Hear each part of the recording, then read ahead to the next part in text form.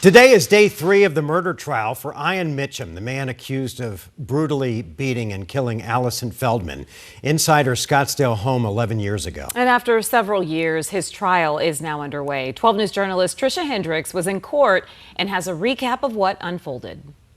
A police officer and sergeant from the Scottsdale Police Department were called to the stand, followed by Feldman's father, Harley. He testified he traveled from Minnesota to visit Allison in Scottsdale often, and he didn't see any red flags between Allison and her boyfriend, Alex. You didn't think he was the one that killed Allison, correct? Never. He was eventually ruled out as a suspect. Harley recalled sending a text to Allison on February 17th in 2015 and not getting a response.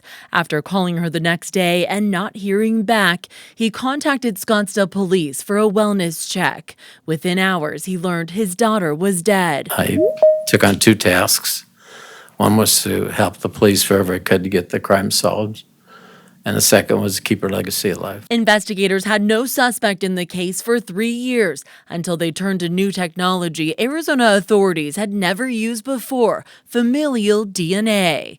In court, the defense asked her father, Harley, about how he worked with DPS and state leaders to see if they could make familial DNA legal. You were kind of the person who was the catalyst for that to be used in this case. Is that correct?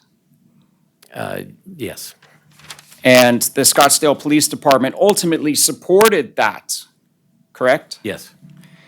And ultimately, the Scottsdale Police Department had to make a big commitment to using that familial DNA, correct?